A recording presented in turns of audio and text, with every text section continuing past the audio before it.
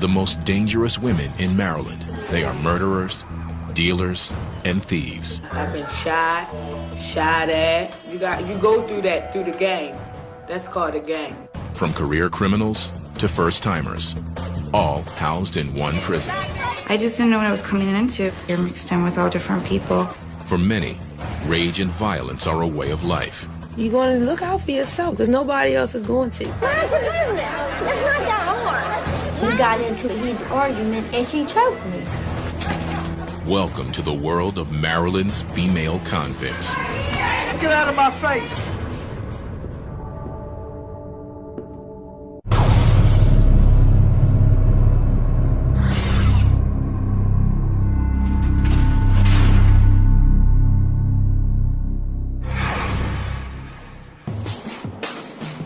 Jessup, Maryland, outside of Baltimore.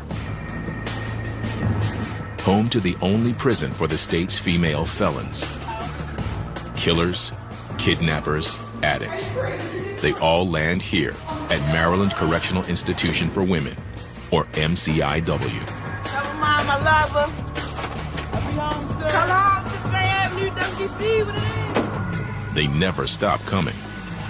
Each year, about 1,300 inmates pass through the prison's intake center, where they are strip searched, interviewed, and assigned a place in the system. Many come fresh off the brutal streets of Baltimore, a city just 15 miles north of the prison and one of the most violent in the nation.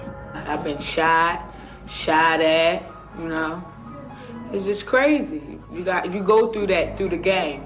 That's called a game. I put a gun into my face. I never liked her. Thank you, Jesus, that the gun ain't go off, or I would have been over here for life. At MCIW, these new arrivals will live alongside every type of felon. 900 offenders are housed here, minimum to maximum security, the highly aggressive with the low risk, all mixed together. With the right. This is something else, the cut. Some inmates have more trouble than others adjusting, like Paris Pratt. It's tight. I have had roommates where I had to get them out because I don't have a lot of patience these days with the foolishness and all of the craziness that people bring to your room. I don't decorate. I haven't decorated this cell because I don't want to feel like this is my home. Paris arrived a year ago and is still struggling to settle in. Some days I wake up good, other days I wake up bad, other days I wake up feeling very homicidal. Though only 25 years old, she will be here for the rest of her life. Abandoned as a teenager, Paris started dealing crack to support herself on the streets. Now, she's been convicted of killing a 16-year-old boy in cold blood. I was convicted of first-degree murder, and I was sentenced to a life sentence plus 25 years with no parole.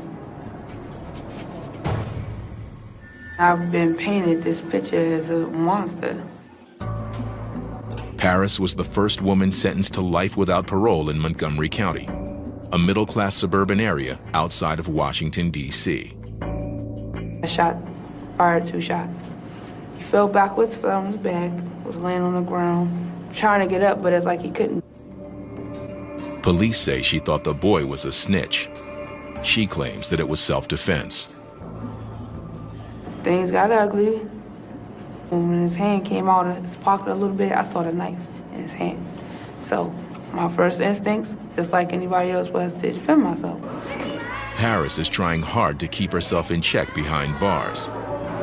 If she breaks the rules, she'll wind up in segregation or lock. If somebody touches me, I'm definitely going on lock because I'm definitely going to defend myself. Lock is the unit reserved for the highly violent and explosive. Offenders are confined to their cells 23 hours a day. It's the last place inmates want to be. I haven't been on lock, thank God. But because I have an attitude. I do have an attitude. You're going to look out for yourself because you have to, because nobody else is going to. If I stay here and I let somebody stab me in here, I'm stabbed. They're not going to give a damn about what caused it, who did what, or whatever. The first thing they're going to do is say, oh, okay, you did it, lock her up.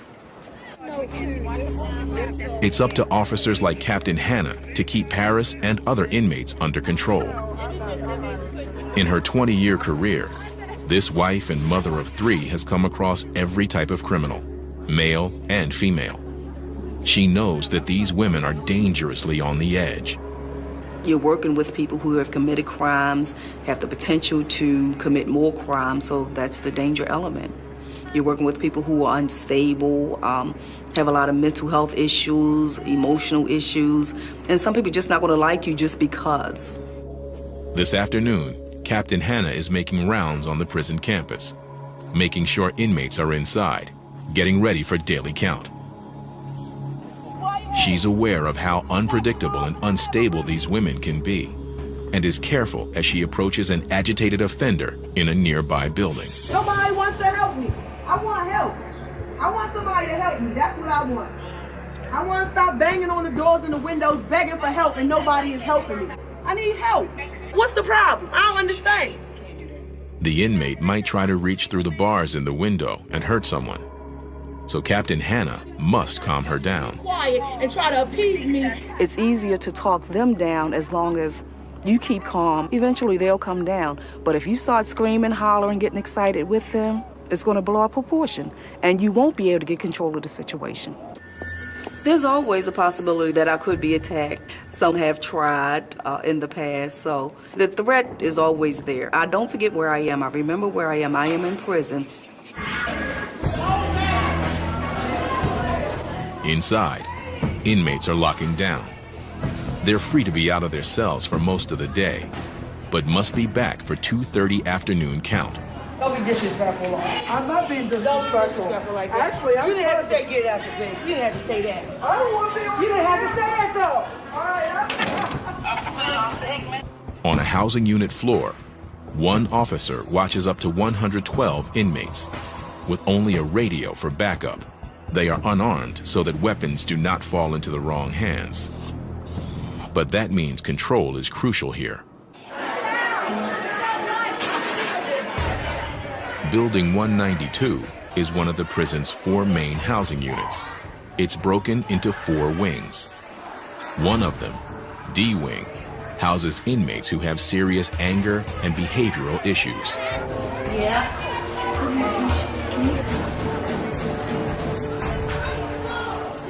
I mean, it's just a bunch of chaos. People banging on the door. She wants to kick and bang, scream, cuss out the police, or cuss out the inmates walking past her door. Whatever, just stuff like that. Inmate Christy Seal has trouble getting along with others, so she lives alone in her 8x5 cell. I got anger issues real bad, and me dealing with my anger issues, I couldn't be somebody's roommate. Christy is serving a 5-year sentence for attempting to sell crack. This marks Christy's 3rd trip to the prison. An addiction to crack cocaine keeps bringing her back. I can't stop getting high. It's just, I guess it's a mind over matter thing. But Christy is determined to make this her last trip to MCIW. She hopes to earn her high school diploma while behind bars. She's also working hard to get out early. For the first time, a family is waiting for her on the outside. All my life, I've never had my mother. Now I'm 33 years old, and now my mother's decided at 51 years old she wants to decide to be a mother to me. She's decided she don't want the drugs. She wants a life with being around me and my sister. Christy hopes if she behaves herself, she can make parole and leave prison in 2 years instead of 5. To do that, she can't go off on inmates in the prison's general population. If I can't deal with people in population, how am I going to deal with people in society? To help keep calm, she turns to her inmate girlfriend. But that means breaking the rules. She's like my soulmate. I mean, we're so much alike, but we're so different, too. And it's like, we just belong together. The prison doesn't allow for relationships since they often lead to conflict. And the last thing Christy needs is any more trouble. Across the prison campus, inmate Jill Newland is a first-timer to the prison. Hers is not a typical criminal background, and this place makes her anxious. I just didn't know what I was coming into. It was the unknown. It was really scary. You are mixed in with lifers. You're mixed in with all different people. The 34-year-old grew up in a middle-class suburb of Baltimore, attended college, and led a comfortable life until she got hooked on painkillers. It just escalated. I ran out of prescription medication, so I went to other things. I started experimenting with heroin, cocaine, things like that. Jill soon found herself disappearing for days into Baltimore drug houses. People were dealing drugs out of the house, constantly people in and out, probably up to 60 to 70 people in the house at a time. It's just crazy where drugs lead you. She eventually turned to crime to support her habit. Convicted of first-degree burglary, Jill got an 8-year sentence, but was put on probation. She violated her probation and is now doing hard time. Prison is tough enough for first-timers, but for Jill, it's proving even harder. She was 3 months pregnant when coming to prison, but then found out she is having twins when she arrived. I didn't know I was having twins till I got down here. So it was a joyful occasion, then it was sad. The girl we're gonna name Savannah Hope, and the boy is gonna be Jacob. Jill already has a 3-year-old daughter and a 1-year-old son, both of whom live with her husband. My two at home, I don't really talk about that much. It's like a sore subject because I sit there and it's hard to deal with. You know, one day I was there, next day I'm gone. I really wasn't being a good mom because a good mom doesn't get high. In this prison, pregnant inmates are treated like everyone else. I thought like they'd have a whole little pregnancy area and like, you know, just I thought it'd be different, not really mixed in with general population. I was nervous about that at first because I was thinking if there was a fight, you know, it's very easy for me to, you know, get bumped into. Anything could happen, and yeah, that scared me. I mean, you have to watch yourself. Because she is carrying twins, Jill's pregnancy is considered high risk. Twins are often premature, and her past drug use could compromise the baby's health. As her due date nears, the prison has confined Jill to the infirmary, a small wing separate from the main housing units. Security cameras monitor these women 24/7 in case something goes wrong. I'm really concerned about their health. I mean, I think their health is good, but it's still scary because you don't know. I mean, I won't know until the babies are born. As it's getting closer, it's getting worse. But I can't do anything about it, so I've just tried to deal with it. I have to take it one day at a time and just hope for the best. But Jill will have to deal with far more than she expects in the days to come.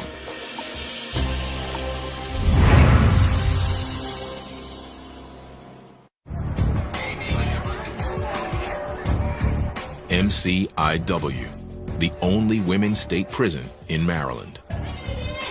Some inmates stay only a few months, others remain for life.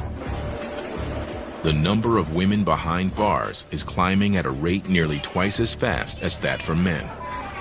There are more women now that are committing crimes that, which leads to incarceration.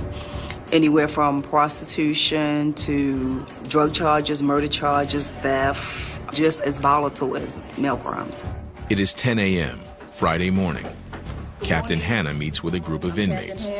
She knows that some of these women may be headed for trouble if they make the wrong friends. Women coming here, you're emotionally unstable. You develop these relationships with other women who are emotionally unstable, and it doesn't work out. Please try not to get caught up into any of the foolishness here. Captain Hannah even tries to drive home the message by sharing her own past. sexual abuse, physical abuse, emotional abuse. I've been through it all myself, but you can change. It could have been me sitting here. I've been through abusive relationships. I have thought about doing some things to my ex-husband that probably would have winded me in here. Change is crucial if these women are ever going to make it in the free world. People down us because we're prostitutes and drug addicts. A lot of society does. They think we can't change. I don't want to go back out there and use, but I know once I hit the streets, I know what I'm capable of doing. I need that treatment in my life. I need that help. I need that extra push. MCIW tries to prepare them for life beyond the walls with intense drug rehab, high school and college courses, and critical job training. I believe that everybody should be punished for the crime they committed, but we try our best to prepare them to re-enter society and not make the same mistakes that they have made to get here in the first place. And the programs seem to be working. The inmates who participate cut their chances of reoffending by almost half.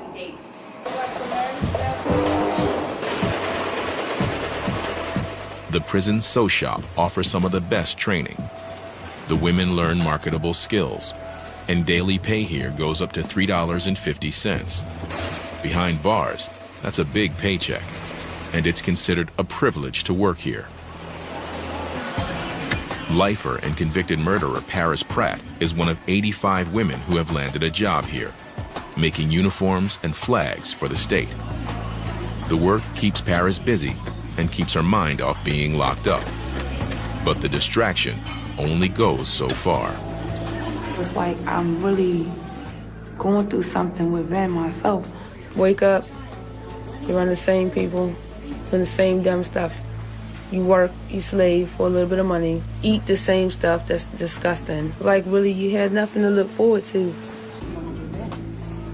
Etta Myers also helps Paris get through the days. The two women work together in the sew shop. Etta is a fellow lifer and one of the few inmates she trusts. Etta has been here for 32 years. I used to think she got to be crazy to be still sane after 32 years, you know. Paris. But I guess as time goes along and I learn how to cope with things and deal with things differently, maybe I can be like her one day. Etta was convicted of killing a man during an attempted robbery in his home. I got locked up in 1977 for murder in the first degree with a handgun. Before I came to jail, I was married. I was a drug addict. Like Paris, she came to the prison in her early 20s, and at first, didn't think she would make it. There was nobody that I could trust in jail, so it was easier for me to stay by myself than to mingle with somebody who I didn't know anything about. I was very uneducated, very fragile, very empty inside, very frightened, very, very afraid. Okay, I wake up because... I met Paris about a year ago. She had just come into prison with a life sentence. They wanted her to know that there were people here who actually had been here for a long period of time and had fared just well. Her first question was, how long have you been here? And oh my God, you look so good. And I'm like, I don't know what good is, but thanks. Etta knows that Paris is on edge. I don't think that it has hit her. Reality has really not set in. For most of us who serve a long sentence, it takes a couple years before it actually settles in, before you're able to accept it. For the people that don't accept it, it's going to be really hard because life is hard in jail. They can get caught up in the madness and the negativity, and that'll only allow them to go to mental health and on lock. Etta hopes Paris can handle life behind bars without succumbing to madness or violence. She watches Paris closely, especially in the prison sew shop, where the edgy young inmate handles sharp tools. She doesn't want to see Paris or anyone else get hurt.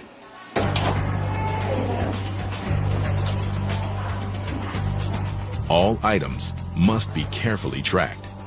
We do an inventory of all the tools, so when something turns up missing, all doors are locked, we'll put on lockdown until that particular tool is found. And at the start and close of each shift, officers give everyone a thorough pat-down. So anytime you come in and out, you're definitely safe. Scissors, screwdrivers, even needles. In the hands of an angry inmate, they could easily become lethal weapons. It's almost 11:30, lunchtime, and a large crowd is gathering in the chow hall. With so many inmates in one place, a lot can go wrong in just seconds. Inmate Christy Seal has been working hard to stay out of trouble and to make parole. But today in the chow hall, an ordinary lunch with her girlfriend goes wrong. Mind your business, stay out my business. It's not that hard, you know what I'm saying? An argument breaks out between the two of them, and suddenly, the girlfriend grabs Christy by the throat. Mind your business. Officers quickly stop the fight, and both women are taken into segregation immediately. I'm just trying to tell you, you shouldn't have to lock me up. I didn't do nothing. I didn't put my hands on nobody. So why they got handcuffs when nobody's trying to explain nothing to me?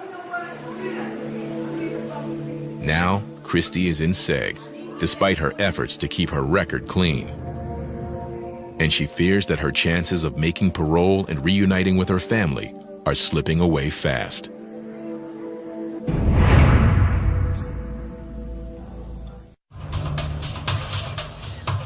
Thursday morning at Maryland Correctional Institution for Women. Here, behind the mesh of razor wire, 900 of the state's worst female offenders are forced to live together. At any given time, about 20 of these inmates are pregnant. Among them is convicted burglar and drug addict Jill Newland, who is expecting twins. 3 weeks remain until her delivery date. Every week, Jill undergoes a routine checkup. Her weight, blood pressure, and the baby's heartbeat, along with the size of the uterus. But today's exam brings some scary news.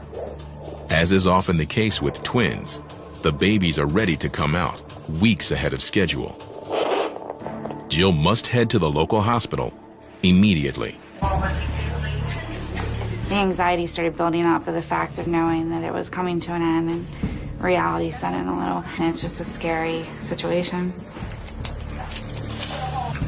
But even now, security cannot be compromised. 2 officers are required to transport her, and she must wait for clearance at all checkpoints. Pregnant or not, she's still treated as a dangerous felon. I'm embarrassed and I'm upset that I put myself in the situation to have to go there pregnant and handcuffed. It just seems like it's surreal. It's like everything's just happening, and I feel sometimes like, what's going on? Is this real? The hospital is only 15 miles away, but it's a long drive for Jill. She doesn't know what this early delivery might mean for the unborn twins. Inside the prison gates, the grounds are unusually quiet. A prisoner is coming out of segregation, and Captain Hannah has cleared the entire area. All outdoor movement stops whenever an offender leaves her segregation cell. An officer escort always stays close by her side. It's all about keeping the inmates safe from attack. There's not supposed to be any inmates on the grounds. When the seg gets moved, it's our responsibility to protect that inmate because they are handcuffed. So if something happens, they cannot defend themselves. If they're fighting somebody and that person has friends out in general population, then they could be a possible enemy. The extra security also protects the staff from getting hurt. Officers know they can never let their guard down when dealing with convicted criminals. Captain Hannah learned this the hard way. As a young officer, She survived a vicious inmate attack. It took months for her to recover. I had been on the job approximately 4 months, and I was attacked by an inmate, maximum security prison. Segregation inmate ran down the tube, jumped me from behind, and he stabbed me. The shoulder, the back, the side of the face. I was stabbed 5 times. At first, I didn't even know that I was being stabbed because it just felt like punches. I came back to work because I knew the risks involved when I took the job. You could lose your life in prison. Lieutenant Parker to all OICs, 1021 shift. Captain Hanna to all units, resume your movement, resume your movement. The attack is a constant reminder of how dangerous her job can be, especially when handling the volatile inmates housed in segregation. Also known as lock, the 48 cells in SEG are reserved for the prisoners who break the rules. In lock, inmates are confined to their cells nearly every hour of every day, with only 2 showers a week. Inmates say it's dark and loud and frightening. For the prison, it's the ultimate discipline. For inmates, there's nothing worse. It can stay with them long after they get out. I used to be terrible at one point. I made a change in my life not to go back over there because it's not worth going over there. And now that's really how you lose your mind. You get absolutely nothing. So you're sitting in this little cell, and I mean, people scream out the windows all night and sing. I mean, they do anything that they possibly can to keep their mind off of what they're going through. Man, lock is horrible. You never come out your cell. You got all this time to sit in there and just look at walls and think and talk to yourself. I mean, who wants to be over there and be miserable like that? I know I don't. I'm in school. I'm trying to do what I need to do to get out of here. I'm not trying to make my time stop by going on the lock. You know what I'm saying? And I'm telling you, you don't want to go over there. Christy Seal has just come out of lock after fighting in the cafeteria with her inmate girlfriend. My girlfriend is a liar. I'm finding out a lot of things that she's doing, being sneaky, being phony with stuff. I found out she was telling somebody that I need her. I don't need you, miss. Are you crazy? And we got into it in the cafeteria, and we got into a heated argument, and she choked me. This was Christy's first trip back to SEG in months. Luckily, she was cleared of all charges this time. The prison ruled the instigator was Christy's girlfriend, who remains in lock. She's always putting her hands on me. There's a scratch mark on my neck where it's healing up right there. She did that. You know what I'm saying? So I'm constantly smacking her back because I'm not going to just keep allowing you to put your hands on me and think I'm not going to smack you back. Hearing about the fight with her girlfriend, Captain Hanna brings Christy in for a talk after she is released from SEG. So what do you plan to do now? I'm going to try to stay away from her. And I did say try. We do not condone these relationships, but we know they do happen. And it doesn't work out. There are fights. The women may do certain things or act certain ways towards other inmates just to make this particular one jealous, and it creates a lot of problems. My anger took over because I couldn't. It felt like I couldn't breathe. I felt like everybody was ganging up on me. Mm-hmm. You have to be able to handle your anger issues. What do you have planned for when you leave here? If you don't have a plan, you're going to be back here. What about your education, college degree? Do you have your high school diploma? I can't get it. Well, why? Because I ain't smart enough yet. Yes, you are. Don't say that. I mean, I waited till I was an old lady before I got my bachelor's degree, but I did it. Issues come about. Hanna reminds Christy that she needs to stay focused on getting out and staying out of prison. That I want you to focus on. You're going to be okay. I just want you to focus on you. Yeah. You getting better. You healing emotionally. Because when you leave, and you will be leaving, I want you to stay gone. I do too. Yeah, because I'm tired of seeing you in here. I'm tired of seeing myself in here. I'm tired of seeing myself in here. Christy is going to work hard to avoid any more trouble. But while Christy is now out of SEG, 25-year-old murderer Paris Pratt has landed there for the very first time. She's been accused of spitting on another inmate, which is a serious offense here. Major Carrington is a 21-year veteran of MCIW. She leads the team that is investigating the case. Spitting on somebody is considered assault because that's another person's body fluid being put on somebody. Spitting, throwing urine, throwing feces, that's considered assault. It started innocently, with Paris and a friend horsing around. But then it got out of hand. Because the case involves assault, both inmates will stay on lock until officers sort out the truth. Paris says she was unjustly accused. Nobody even cares enough to actually look into something and find the truth in it. And I think it's unfortunate that I have to sit in here and do all of this time and go through all of this and be miserable in here. Paris has never been in segregation before, and it sometimes makes inmates more unstable and more violent. Something's gonna have to give because I just can't live like this. I have so many bad days in here because I have never seen nothing like this before. This is really hard for me to really cope in this place. If found guilty, Paris could be in lock for weeks. And for a lifer already on edge, it could prove too much to handle.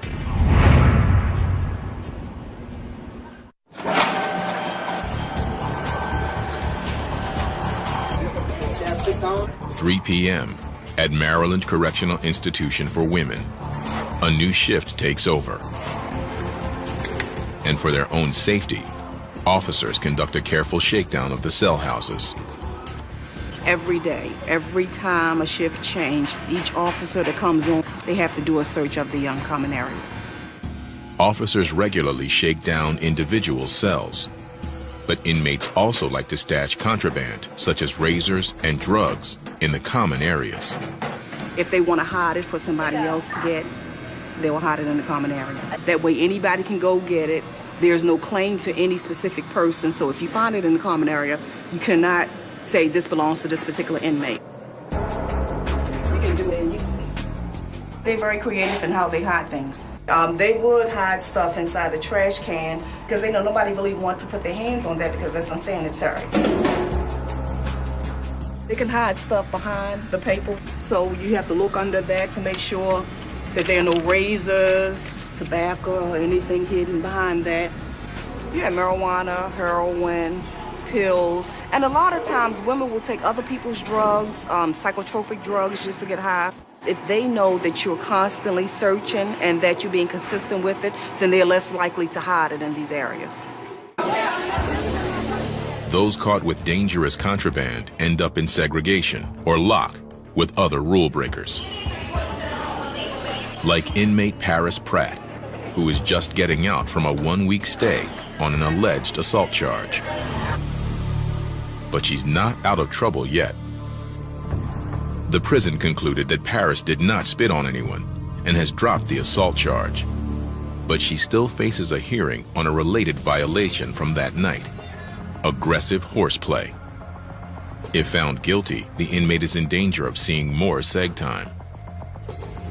The charge sounds relatively harmless, but the prison knows how easily things can escalate here. Hearing Officer Barthlow oversees these disciplinary cases. It starts out as some minor type of play, but then someone takes offense to what's occurring in the way of too hard of a bump or some comment being made, and then the fists start flying. Sometimes, prisons allow another inmate to act as a sort of representative for the accused. She argues on Paris's behalf and ensures that she is treated fairly. During these sessions, the inmates must be heavily restrained. We've had incidences in the past where inmates have not been shackled, where either the hearing officer or the officer assigned to the hearing was injured, with someone becoming upset and becoming physical as a result of the decisions that are made. Hearing Officer Barthlow reads the report from that night. At approximately 6:40 p.m., while observing inmates returning from dinner, I observed inmate Paris Pratt, 923-505, and Crystal pulling each other's shirt and chasing each other recklessly. I ordered them to stop horseplaying and ordered them to go into the building. This is not a violent act. It's not a... The inmate representative defends Paris, claiming she played no real part in the incident. So in this case, Ms. Pratt actually did not do anything. They were coming from dinner. She was on her way into the building. She did not, was not reckless in any manner. But this isn't the first time Paris has been in trouble. She's had 3 similar violations in the past, and given her record, hearing officer Barthlow is not convinced. Ms. Pratt, after weighing what your representative has presented here through her arguments, what the institution has presented through its evidence, I will find you guilty of the violation of 501. You're obviously having some problems with the rules and your adjustment here. If you don't work with the system, then the system, there are consequences to pay. And if you are found guilty of another violation within the next 3 months, it's mandatory that the hearing officer must impose segregation. That's disciplinary segregation. All right? Paris is lucky, but now walks a very thin line. If she breaks a rule again, Paris returns to lock immediately. Should I be happy? I don't have nothing to say right now.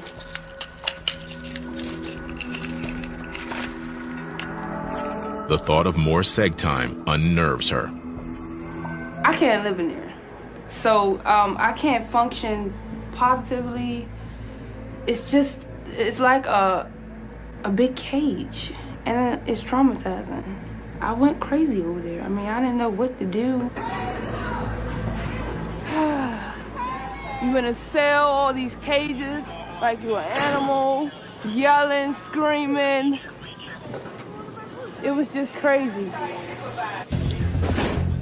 Back in the sew shop, Paris tries to return to her routine and focus on work, but she can't shake off her anger over the day's events. I'm frustrated. This whole situation, I'm just sick of this institution. Like, I'm sick of this place. I'm sick of it because they all full of shit. Probably gonna get in trouble for saying this, but I don't even care no more. I don't. Paris knows her outburst could lead to more trouble, but controlling her frustration may prove even harder now. Outside of the prison, at the local hospital, Jill Newland has just given birth to 2 babies, Savannah Hope and Jacob Michael. The girl is, 6 pounds, 3.8 ounces, and the boy was 5 pounds, 4.3 ounces. So. Both are healthy. I was concerned when I first got here, how everything was gonna go, just being the high risk, but everything went okay. And I was very thankful. But even now, in the hospital, Jill is reminded that she is a convicted felon, as well as a new mom. Officers, rather than family members, stand by her bedside for the big occasion. The officers stay in the room with me. They don't stay outside the room. You can't just call your family and just expect everybody to come see you because it's a breach of security. I get really mad at myself. I'm like, look what I did now. Like, Jill, like, how stupid can you be?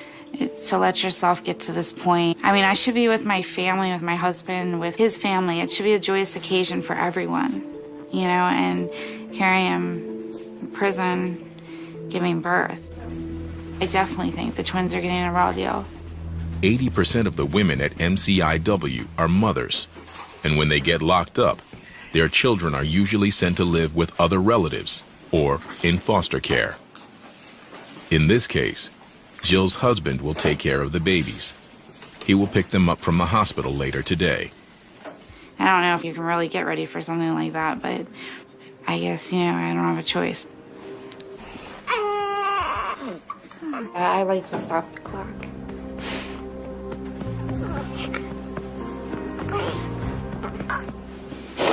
Sorry. It's a hard thing to go through.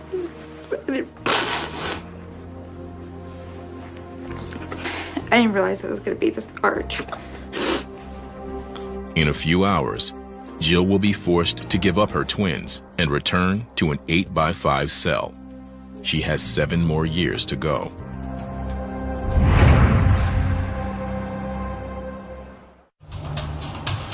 Friday afternoon at Maryland Correctional Institution for Women. Inmate Christy Seal can't manage to stay out of trouble. This time it wasn't her girlfriend. It was a run-in with the prison therapist. At their weekly meeting, Christy accused the therapist of letting her down and lying to her at the top of her voice. I'm not going to just accept them to talk to me any old kind of way. And I already have an anger issue. She already knows that. And then she just aggravated me to the point where I blew up in her office. They know that I don't put up with they bull. Christy knows she may have hurt her chances of getting out early and reuniting with her mother and family. I've been doing so good, and I don't want to lose my winning streak of doing the right thing and making me feel like I'm a loser again. I'm trying to better myself. It's just time for me to do something different with myself. So you coming to the sessions tonight? I used to never cared, and now I care because I have a family to go home to. I got a family that's waiting for me. That's something I ain't never had. I can't mess up for them. I'm trying to go home to be with them. Captain Hannah sees inmates like Christy all the time who need real guidance to turn their lives around. Sometimes it takes a couple of times just to get it right. It takes a couple of times just to realize this is not a joke. I need to get my life in order. You do what you can to help them out. Inmate and new mother Jill Newland is back in her cell. Her newborn twins are gone, taken home by her husband. The baby just talks to me on the phone all day, you know, and then I want to talk to the babies 100 times a day, and they can't talk back. I miss the twins a lot, but right now it's like split emotions because I really want to be with my kids, but at the same time, I keep saying, what good am I to my kids like that, you know? And you're not. You can't take care of children and be high. Jill is ready to return to the prison's intensive drug treatment program. She's fiercely determined to stay clean for good. I actually do feel like it's a fresh start. And I think if I just stay positive and just keep trying to do the things I need to do to stay focused, I'll be okay. I want to be clean. I want to do the right things. To help keep inmates like Jill focused, the prison offers a unique program for new mothers.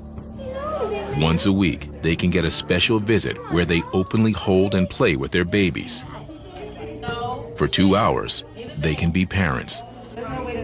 If Jill stays on track, she'll see the twins, and the visits will remind her of why she needs to change.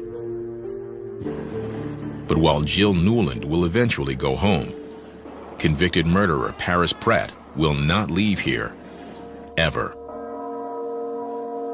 These days, Paris has been staying out of trouble and out of luck, but she's only served 1 year of her life sentence.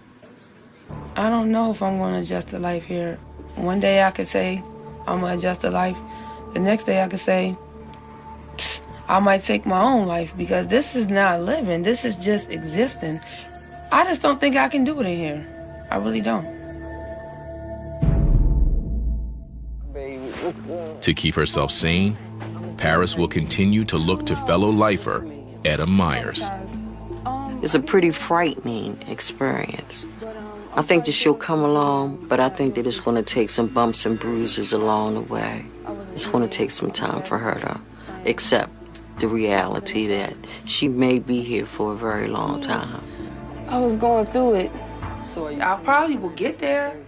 If I have to be here for years and years and years and years, you know what I mean? You have no other choice because you have to deal with it, but I'm just not there yet. Only time will tell if Paris can adjust. Everybody has an issue when they come in here. There's a reason why they did what they did. And what we try to do is to help them, to process it, to look at ways that they can change within. Officers like Captain Hannah try to help the inmates find their way. I don't think that we should ever give up on people. I feel that my mission and my purpose is to help hurting women. Even just through caring, just being a kind of a decent kind of human being. Day after day, Maryland's female felons continue to fill the cells at MCIW. Whatever their crimes, the prison and the officers give these troubled women the chance to change their ways. But in the end, it's a choice each inmate must make for herself.